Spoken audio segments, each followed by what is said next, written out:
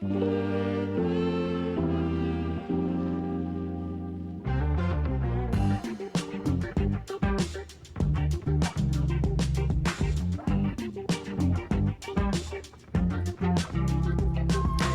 Thursday, everybody. Josh here with On the Wrong Lead. Another episode, drank in champagne. I am joined, as always, by Mr. Andrew Champagne. Andrew, how you doing, my friend? Doing all right. We both survived our respective Vegas trips. I feel like we ought to get a round of applause for that. Yeah, that was a lot of fun. Thank you. Great time with my dad in the desert. We'll be talking a little bit about that and some of the things that wound up happening. There's going to be a lot of blackjack talk in this particular episode. So if you are a fan of that game, you're going to want to stick around. But yeah, just basically been unpacking since I got back late on Monday night. And then this weekend, more unpacking with all of the boxes that still have yet to be unpacked from my move about 4 weeks ago. So a lot of just getting things out of boxes and putting them in their proper places. That's basically been my life. How you doing, buddy? Oh man, pretty good. It's been it was a busy weekend. My wife and I celebrated our 10-year anniversary. Oh, hit the applause button on that one right there. So That's a thank good you. one. That's a Thank nice, you. solid milestone here. And we went to the beautiful city of Louisville for the weekend. So we drove in on Friday morning, and we basically kind of hit the ground running. We scheduled a tour at Michter's, which is downtown, and we stayed downtown. We stayed maybe like a block and a half from Michter's. So we had never done the tour there, and the tour there is very they have a production distillery on site in their downtown location, but they haven't like sold any of the bourbon they've made there. It's only been open for a couple of years, and it's very, very small scale. It really only I think exists in order for them to be able to give tours. And it's actually kind of cool because right, everything that's on such a small scale that you can legit see everything there, right? There's nothing to hide. So it was pretty cool being able to do that, listen to the guy talk about, the history and just kind of talk through it. And then obviously they did a tasting. So but we basically had to leave our house. I think we left around between 9 and 9:30. We left pretty early in order to get into Louisville for a 5 o'clock reservation. Wanted to make sure we got checked in and got there on time. But so it was kind of a long day, and man, we hit the ground running. We did tastings there. We went to eat out to dinner. We came back to Michter's, hit the bar up, which is always a great spot. Went to Buffalo Trace the next day, picked up a lot of bottles. Then went back to Michter's the day after Sunday when we were coming home, picked up even more bottles. And yeah, we had a great time. Unfortunately, and my wife, there was only one thing on her agenda that she wanted to do, and it was this like walking haunted tour of downtown Louisville. And we had reservations for Friday night, and the morning we're driving down, or the morning right before we were going to leave, she tells me the company canceled. Oh Uh, no. Now they told her due to personal reasons, like something happened, and so they weren't able to fulfill it. Like the host wasn't gonna be able to do it. And so she requested a refund. They fought back and they're like, "Well, we have tours in other cities and all this." And she's like, "No, like we literally booked it to go this day because we were going to be in town." Um, so they refunded her. But what was funny is the refund said the reason it was refunded was bomb threat. Oh.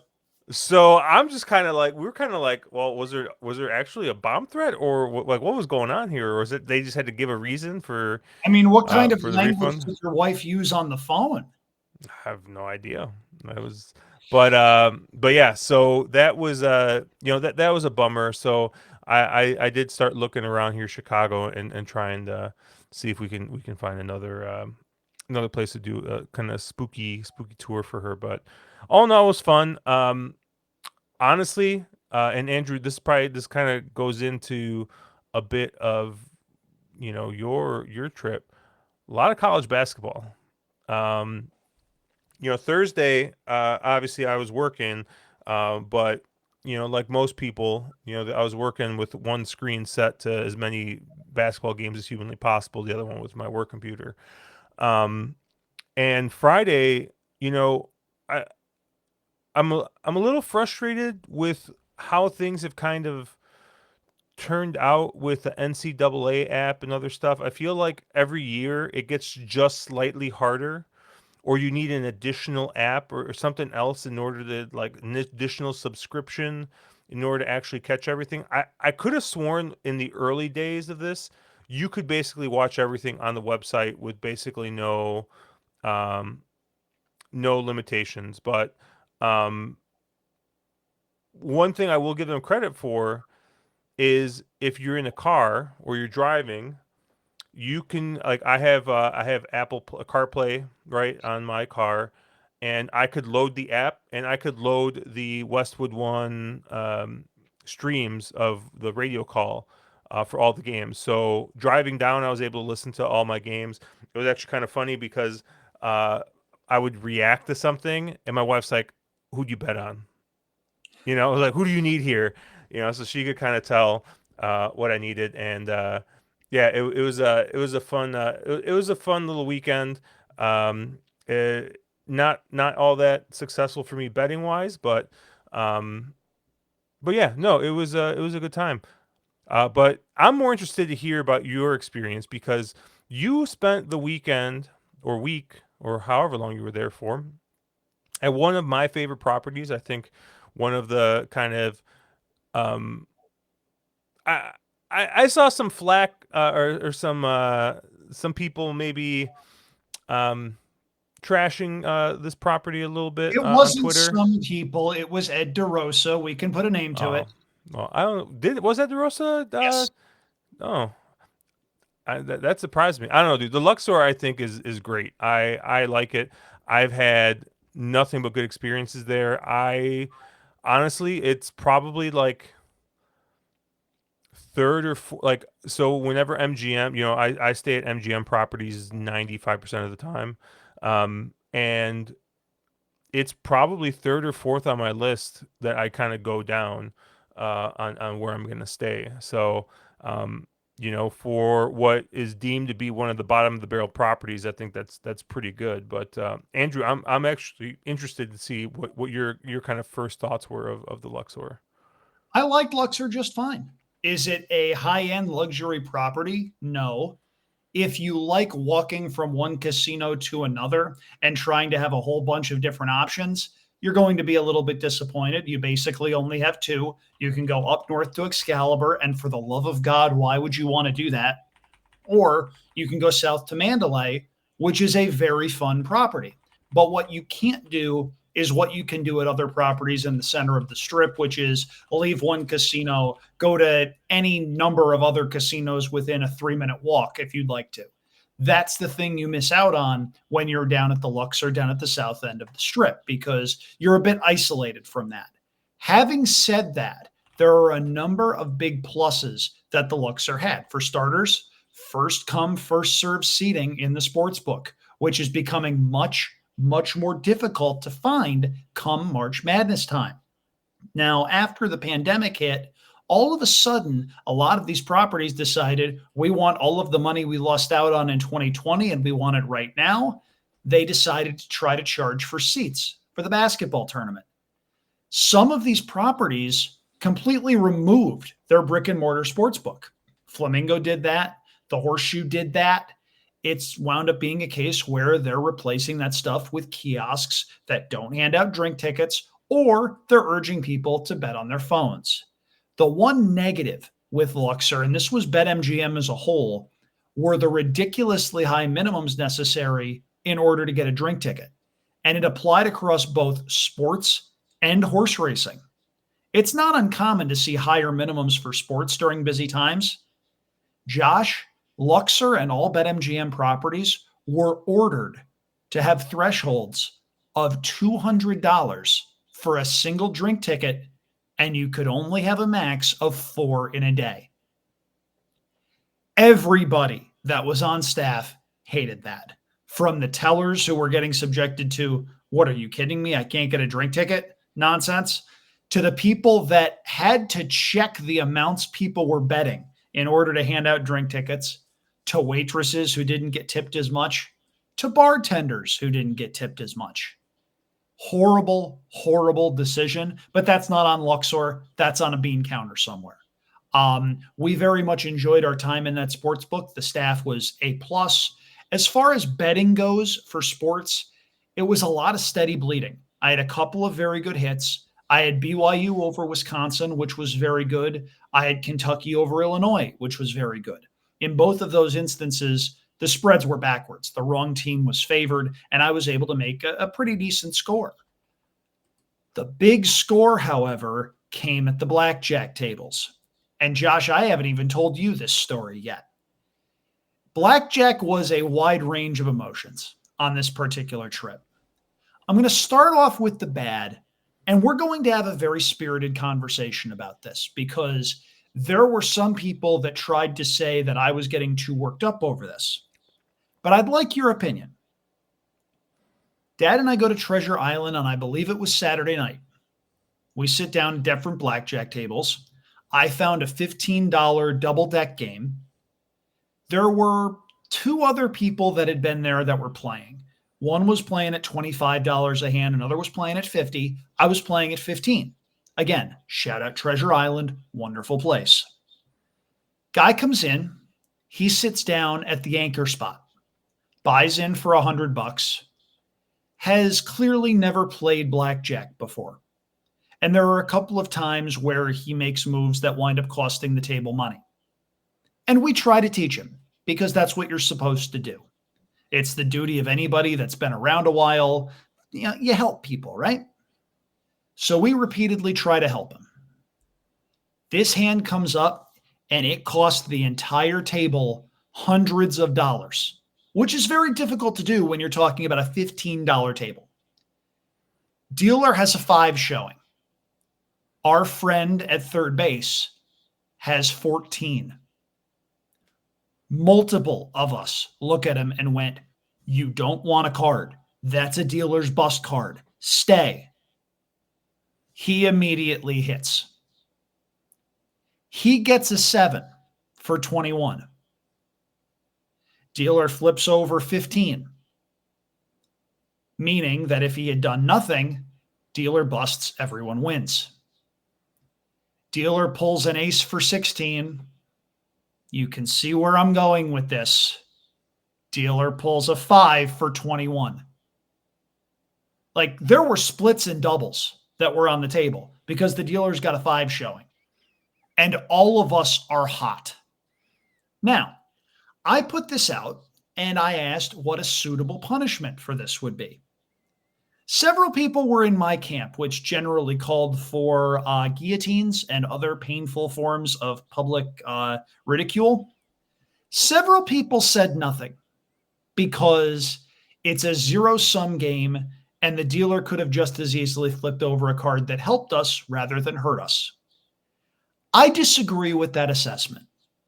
If we were going out of an auto shuffler and you didn't know how many decks there were, and you didn't know how many cards there were potentially in play, I could understand that.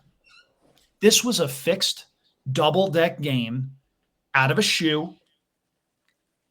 And we knew that if he had stood, we all stood a chance at making a lot more money than if he hit. I will concede to the zero-sum game people that if this was out of an auto shuffler where you don't know how many cards are in play, maybe. This was a double deck game with a finite amount of cards that were there. And we could tell immediately when he hit that we were all screwed. And our friend Matt Carlson, who helps host the You've Got to Be Shot-Tinning Me show here, was one of the zero-sum people. And I was not thrilled with reading that stuff. I also read some stuff from our friend Ed DeRosa about this. If it's an auto shuffler, I understand it.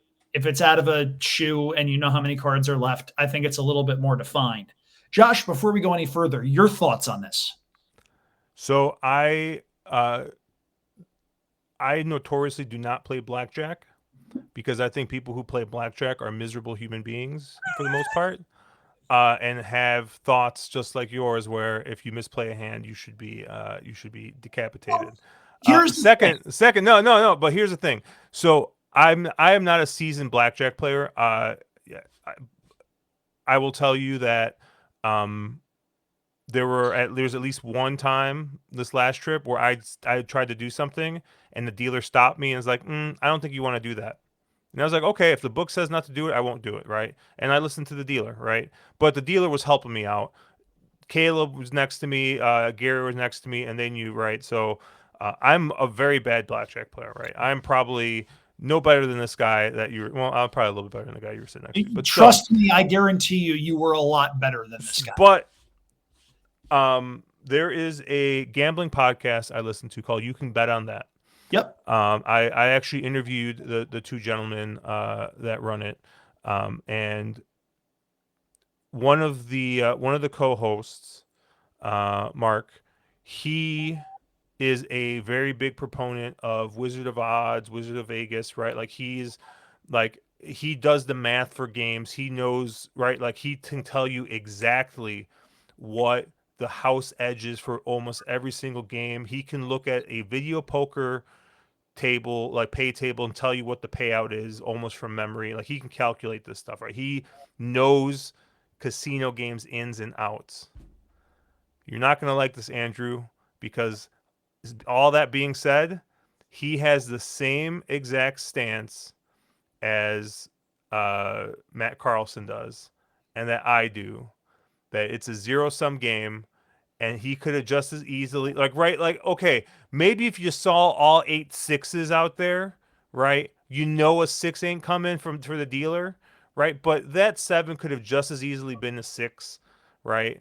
And if he would have stayed, it could, like, it's just I I'm not gonna sit here, like, I honestly, like, I would have been upset, right, for the misplay. I think at the same time, over the long period of time, just like we always constantly talk about all these other kinds of beats, right? Eventually, sometimes they come around. But I would have left the table. So I I would did. have left the table right away. Yep. Now, it's funny you mention that as far as stuff winding up evening out, because you just hit the segue to the rest of the story. The next night was a Sunday night. My dad and I played cards over at Mandalay Bay. Shout out, by the way, to the poker room at Mandalay Bay. Their nightly tournament at 8 p.m. has a $60 buy-in. It's fantastic. They wind up getting about 4 tables worth of people. And if you wind up sticking around for a while, you get your money's worth. My dad cashed in a couple of those tournaments. I wound up absolutely card dead. After being card dead on Sunday night, I went back to Luxor and I looked around and they were spreading a $15 game out of the shoe, which I was not expecting. They had $15 games, but they were out of auto shufflers. For some reason, this one was out of a shoe. I sit down. There's a player at third base who clearly isn't overly experienced in blackjack. Like, he knows certain things. But the one thing that he did repeatedly that would drive some high-level blackjack players crazy, he stood on 16 against the 10 3 different times. I made money all 3 times he did that. And that's what drove home the point a little bit of, okay, sometimes it does come back around. I wound up making about $100 on Sunday night just playing $15 blackjack. Then on Monday, I'm calculating my stuff. I'm looking at some things, and I am well under budget for the trip. I'm happy with that. Like, I've got money in my pocket coming back. I've got enough to be able to leave town with some sports betting action. I've got tickets in my wallet. Go BYU this week against Alabama. That's a big game for me.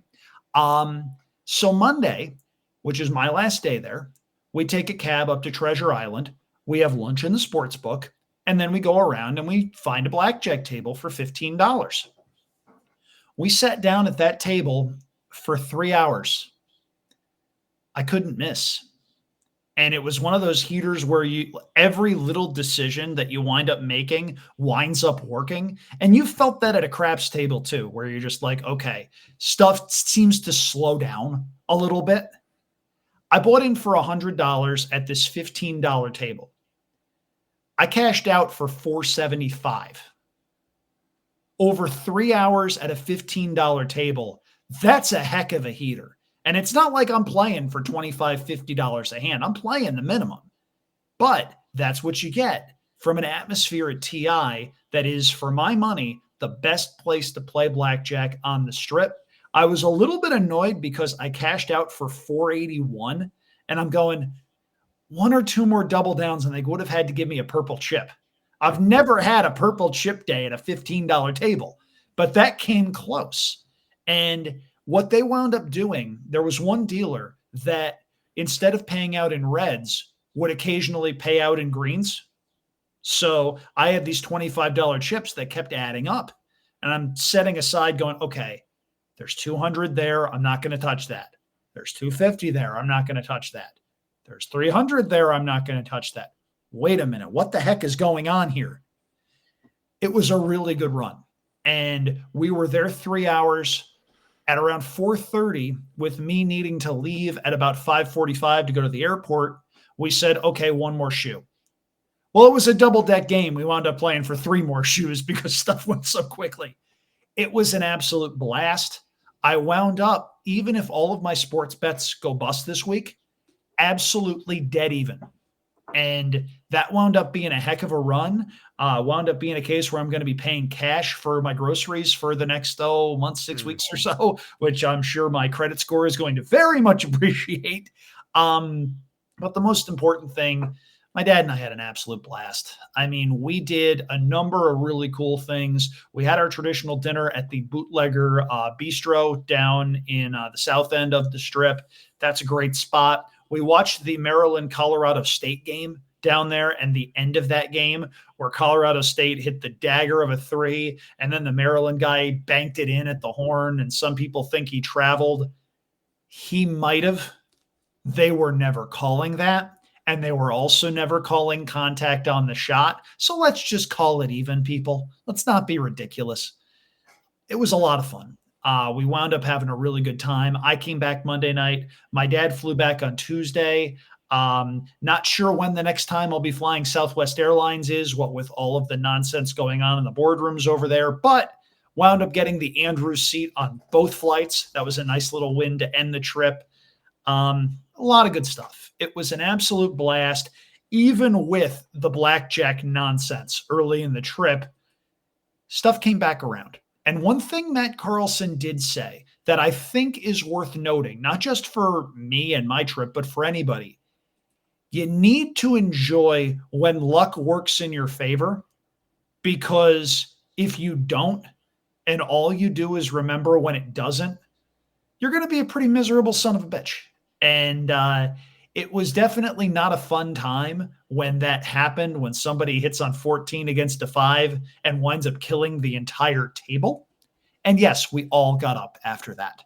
But it's one of those instances where I look back and I go, okay, I understand part of the rationale, but in a double deck game where you know certain cards are or are not out there, and when you're facing something that is such a freaking layup, that bothered me for a little while. And thankfully, the arc of justice came around.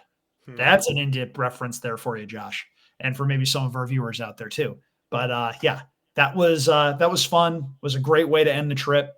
So all told, absolutely zero complaints, and the Luxor was a fine place to stay. Wish it was closer to something, put it this way. If you flip Luxor with New York, New York, I'm very happy. Yeah, it's if you're not in love with the south side of the strip, it can be tough. I love Mandalay Bay, much like you do. I love Park MGM, and I love walking, right? And it's one of the things that my wife and I do a lot more of than like when I go with Gary. We tend to play when I go with Gary. We tend to play a lot at Luxor, just because he's like, let's just stay here, let's just play here. I will tell you, the dealers at Luxor are just really good. Yeah. I've always just had really good experiences with them, and I think it definitely was highlighted by the time we walked down to Excalibur and played craps down there. And I'll tell you, I don't know if I'll ever play craps at Excalibur. It was $10 craps, and Caleb and I were like we'd rather play $25 craps at this point anywhere else but here. Yeah. Like, If you're trying to have fun at Excalibur, it's like trying to get a sword out of a stone. hmm. And if you got that reference, congratulations, you're listening to the correct show. Um, anything else? Anything else you want to bring up about your trip? So, just the fact that I know a lot of people in Vegas are concerned about the fate of brick and mortar sports books. They were really trying to get people to download sports betting apps that were in from out of town. There isn't as big an audience for that because sports betting is legal in a lot of states. I certainly hope that we are not going to a place where brick and mortar race and sports books are dead within the next 10 years. But I would not be surprised if such a scenario materializes. And if it does, that's a damn shame because there's still nothing more fun than when a sports book is going back and forth with every single basket. And when you wind up seeing half the room on one side, half the room on the other, the only real game where there was any sort of suspense with a spread or total that I saw in person was the Florida UConn game where the total was swung on the ridiculous three-pointer at the buzzer. If you had the under in that game, you have my sympathies because that was a disgusting beat. It's just such a blast when you can hear different groups of people going crazy for different baskets. Sometimes when you've got 4 games in progress, it's a little bit tough to keep track. My dad and I call that sensory overload. That's why we go. We go for moments like that. And anything that eliminates those moments, I hope doesn't come to pass. Yeah, I guess so. The entire sports book was just first come first serve. You didn't have to pay for a seat there. Most of it was. There were some comfy chairs that were over by the racing section, and those were reserved. But Gotcha. probably 3/4 of the Luxor Race and Sportsbook was first come, first serve. Nice. Yeah, I know they have like the little tables like Yeah. near the back of it, and I mean we sat there most of the day one day, and I mean like it's not like glamorous or anything, but like you could see all the TVs. You got a table, like it that's basically all you need. It more Um, than gets the job done for sure. You're not going to get a stadium swim type experience, but if all you're concerned about is getting a comfortable place to watch the games with a food court about a 90-second walk away, you could do a lot worse. yeah, that honestly that's my biggest gripe with Luxor is the food. Um, it's tough to get food there. I almost always go elsewhere. If I'm just like honestly, the walkway between Luxor and Mandalay has got a lot of good spots. They got a pizza joint where the pizza is like a half or a quarter step above Sabaros, but it's like $5 a slice. So Yep, you I can know kind of exactly where so you're referring you can to. kind of like you're like, well, like this will ensure I do not go hungry today. Right. Um, I will say I tried that place and I also tried the pizza place in the food court, which was a little bit more expensive. The place between Luxor and Mandalay, the cheese and toppings were better. The crust was awful and it yeah. almost ruined the pizza. The slice from the food court was not bad. The best thing that we had from Luxor, though, were if you go up to the food court, there's a place that makes milkshakes, and those Mm, milkshakes were really, really good. Not cheap, but if um, you're looking for something to tide you over, there you go. We also had a good dinner at the Public House towards the front oh of yeah. the and that's a pretty cool little sports bar. Yeah, we had that actually wasn't bad. Yeah, we had dinner there one night. And it wasn't awful. Which I know, right, like we're saying it wasn't awful, but like I don't know, man. Sometimes I've definitely had some very suspect food And I'm at the point where like I know the spots I can go to if I want to get something cheap, and and it's safe.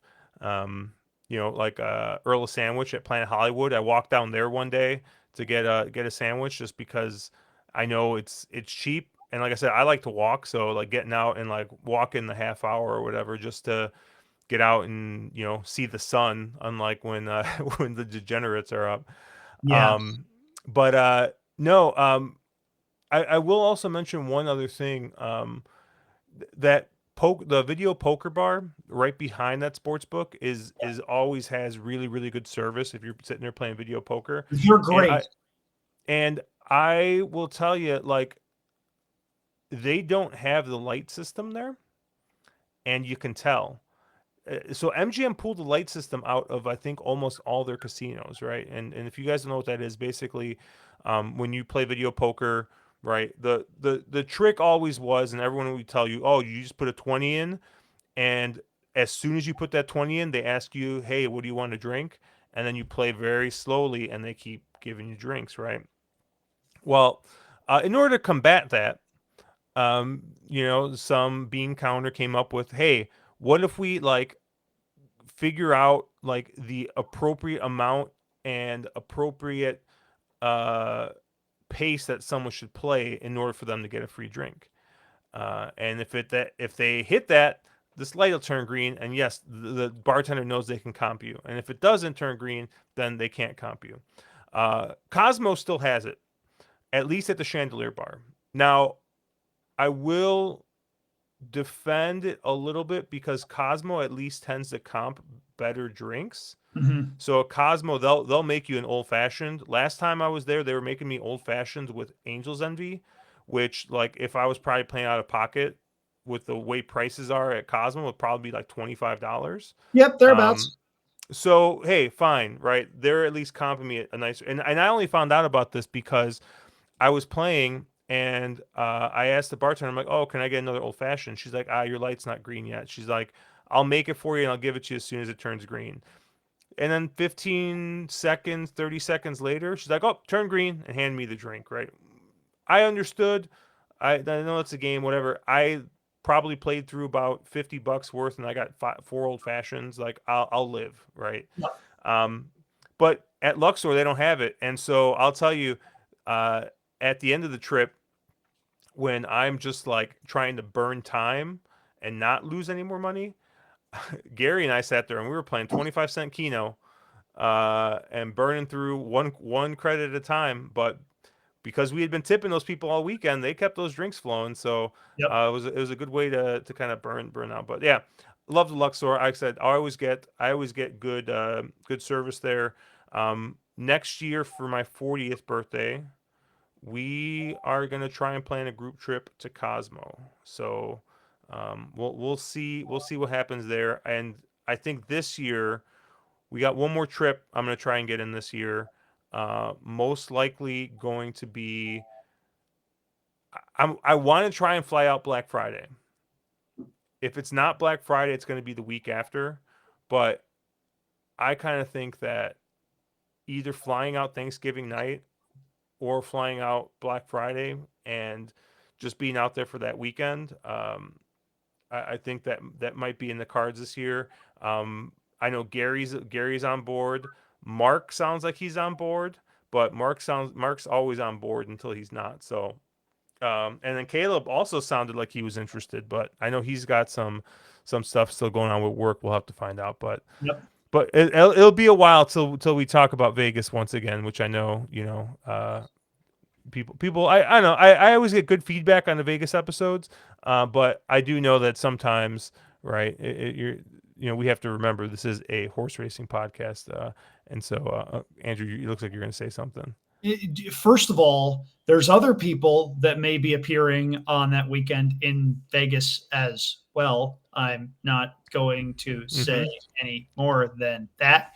But yeah, it's also a horse racing podcast that, yes, and don't worry, if you've stuck around, we've got some horse racing stuff for you, but it's also a horse racing podcast. And, what are we going to talk about? Emerald Downs potentially closing, Hawthorne potentially closing. That's very sad. Rancho San Miguel being up for sale.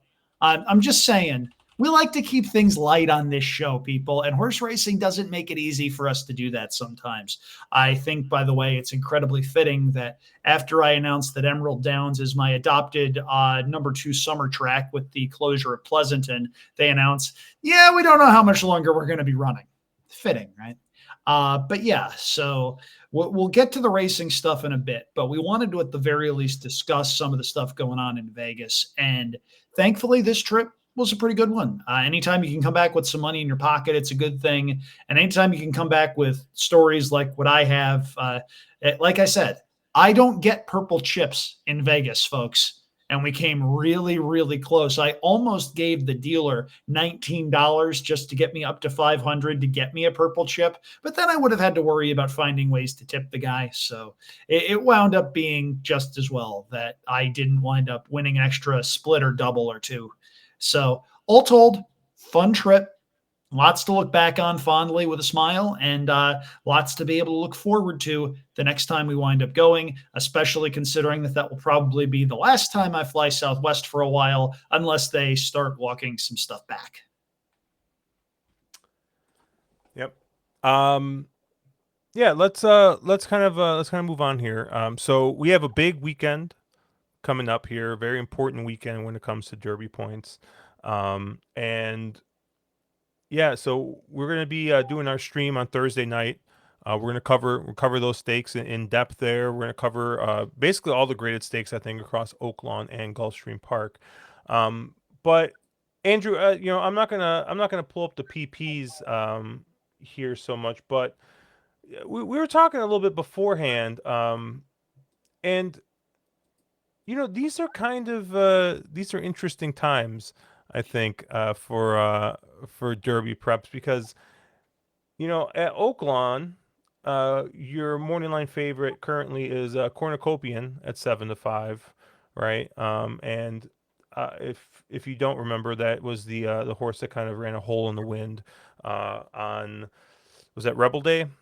It was somewhere around Rebel Day. Yes, he earned a 101 Beyer speed figure going 6 furlongs, first time out. And now he stretches out to a mile and an eighth in the Arkansas Derby. And this is gut check time for him because he's not going to have time to run back in another Derby prep. He's got to win or run second in order to ensure a spot in the Kentucky Derby field. I'm going to be honest. I can't bet him. It's entirely possible that he's a freak. And if he is a freak and wins the Arkansas Derby, he may very well be my Kentucky Derby horse because that will only be his second start. Bob Baffert is going to be coming in armed to the teeth. Josh, I'm going to do it. I'm going to channel the Harvey Pack method here. Never bet a horse as the favorite doing something it's never done before. Cornucopian has never gone 2 turns, has never faced winners, has never gone up against graded stakes quality competition. This Arkansas Derby field is not bad. Among others, you've got Coal Battle, you've got Sandman, you've got Speed King. These are nice horses. This is a legitimate Kentucky Derby prep race with some very heavy hitters. If you look at my Kentucky Derby bubble this week over on the Pollock Report, I've got Coal Battle 4th. I've got Sandman 6th. I've got Cornucopian 7th. If Cornucopian somehow winds up winning here with all of the things that are stacked up against him, I will tip my cap and I will move on. But Josh, I think this is a favorite that as a bettor, you're supposed to be trying to beat pretty aggressively. Yeah. If you're a figs person, it might be hard to ignore that large figure last out. But yeah, it's I think going to be up against it a little bit. I will say, maybe pace wise, maybe he's a little fortunate in here, because you have the 4 best friend Rocket, who has shown speed, obviously going a mile and 16th. Both at Oaklawn and Laurel, but we're talking 24 flat speed. We're not talking real fast speed. And then obviously Speed King, who had shown speed the first 3 times out, and then just kind of kind of just didn't run his race last time out. But I think maybe Cornucopian probably drew. I mean, I'm not gonna I'm not gonna disagree with you that there's not some good horses in here. I think Cold Battle is definitely a horse to watch out for. I think this is a proven horse, right? This is a horse that has won both on the lead and coming from off the pace, so has shown some versatility. But I don't know.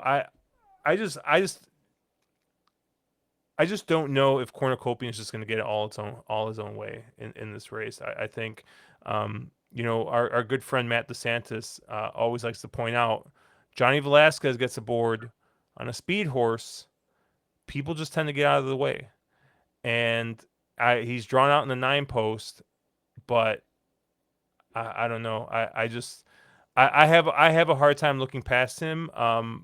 But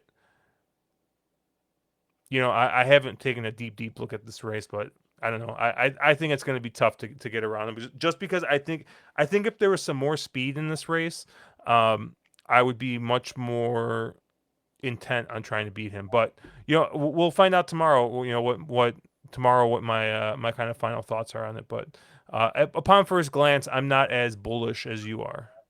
Well, it's not even so much bullish, because I'm telling you, Cornucopian could win. I can't play him at 7-5. I would need something like 3-1 or 7-2. And there's just no way we're going to wind up getting that price, because from a figure standpoint, we talked about the 101 buyer speed figure. If he regresses even a little bit off of that, which is, not unheard of, second time out off of a big debut, stretching out to 2 turns for the first time. If he runs a 95, is he a cinch? No. And at that price, it's just way too short for me. And it's one of those instances where, yeah, could he win? Sure. But I can't play him at that price. I would need double or triple what we're likely to get. And at that price, I'm more than happy to take a swing against with a horse like a Cold Battle. And then we have the Florida Derby, which we have another real short price favorite, an 8-5 on Sovereignty. What are your thoughts on there, Andrew? Sovereignty lost the post position draw. That's not to say he lost the race at the draw. You can look at the records and see what far outside horses have done going 1 1/8 at Gulfstream Park. It's not pretty. Sovereignty pretty much needs to miss the break, go over, and hope for a meltdown in front of him. On top of that, his regular rider is out for a couple of weeks. Junior Alvarado will not be aboard. Manny Franco will have the mount on Saturday due to an injury that Junior suffered. Junior, get well soon. At that price from that post, he's got to be much, much, much the best. I'm not sure he is. And here's a bold prediction for you. Bob Baffert wins a Kentucky Derby prep on Saturday, but it's not the Arkansas Derby. He's got Matticat Road in this particular race. I believe he's the 7-2 second choice. He ran really well in the Rebel at Oaklawn. He was second behind Cold Battle, did a lot of the dirty work up front, and still had something left in the stretch. Wound up holding off Sandman to finish second, and wound up giving Cold Battle all he wanted when that one set an ideal trip by comparison. We know how good speed is at Gulfstream. I think there's every chance he's the quickest of the quick, and he's not going to be favored. Josh, that's the Baffert I want on Saturday, I think. Yeah, looking at the pace splits, at least for Matticat Road, looked like he was. I mean, those were honest fractions: 22 and 2, 45 and 3. And he was the only one around at the end who had helped set him. Yeah. Yeah. So I think you do upgrade that a little bit. Who is going to be riding this weekend? Because I think Tyler, have they announced yet? Because I think Tyler. I don't think they've announced it. Yeah, it's unfortunately been a bad week for jockey injuries, because Tyler Gaffleone has an ankle injury, I believe, and will not be riding. yeah, he will not be riding on Saturday, and that's a shame because I thought Mattocket Road was a very likely winner. We'll see. I think Bob Baffert knows a couple of guys that can ride. Yeah. Yeah, I think honestly, this is another race where I kind of feel like the short price maybe just drew. I mean, they can't keep on getting these scenarios, right? Like Sovereignty, I think needs some pace in front of him. And I don't know. I look at this race and I see some pace in here. Um, so I don't know. I'm once again a little concerned that maybe he gets the setup that he wants in here, but I don't know. Mattocket Road, I love betting these horses that close into slow paces or stay on the lead on hot paces. Looking for those types of horses that are kind of running against the race flow. So I mean, Mattocket Road kind of fits that. I thought there's a couple other interesting horses. I thought, um, I thought Safi's horse, the one, was a little interesting, just because of the fact that drew the rail, drew the rail, and is going to be speed once again here. He was speed last time out in the Fountain of Youth, and I mean, was second at the top of the straight. Looked like he was going to hold on and end up holding on for third there. But that might be a race I'm just gonna have to go watch back and kind of look and see how horses finished up in that one. But since then, horse has been working really well. Like I said, he drew really well here. So I thought he was interesting.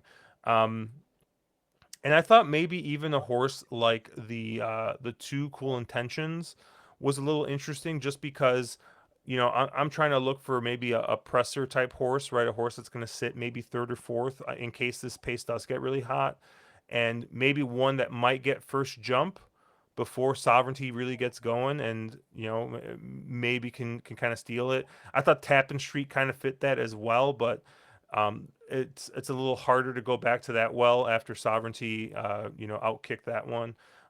But I don't know. I thought there's some interesting runners in here, but I do think that the top two choices are sitting here with really good shots though. I think the best case scenario for me is if Sovereignty winds up running a clunker in the Florida Derby, winds up finishing, say, third or fourth due to the post, and then winds up a slightly inflated price on Kentucky Derby Day, because the way he runs, he should absolutely love the 1.25 mile distance on the first Saturday in May. You know that if there's pace, he's going to come running.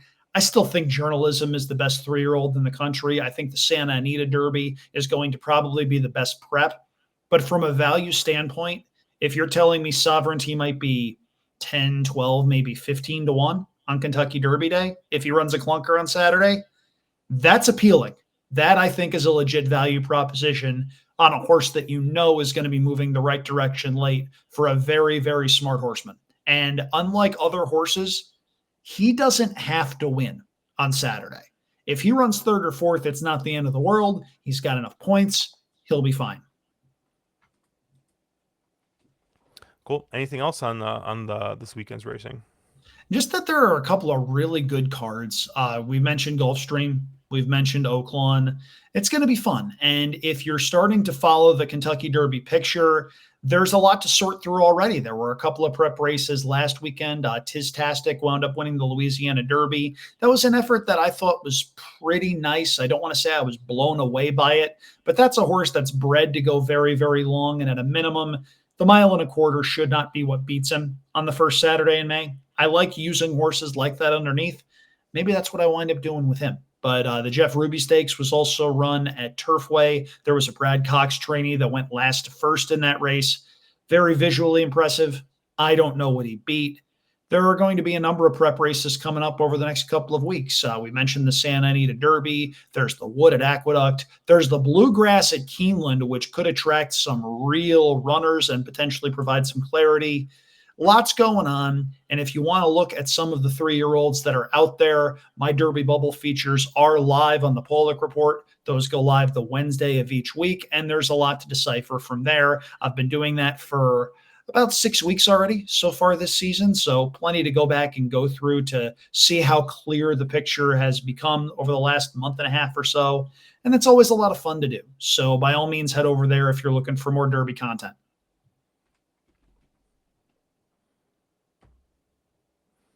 And that's going to do it for us here on Drank and Champagne. Obviously, check Andrew Champagne at Andrew Champagne on Twitter, winnersandwiners.com, Hong Kong feed, Pollock Report. I don't know where else you can find Andrew. Name my name and I appear, basically. And then, obviously, I'm at Cherry Drank. We'll be streaming live Thursday night, 8 p.m. Central, 9 p.m. Eastern. We'll be going over all the stakes racing this weekend at Oaklawn and Gulfstream. Have a good weekend, guys. Let's make some money.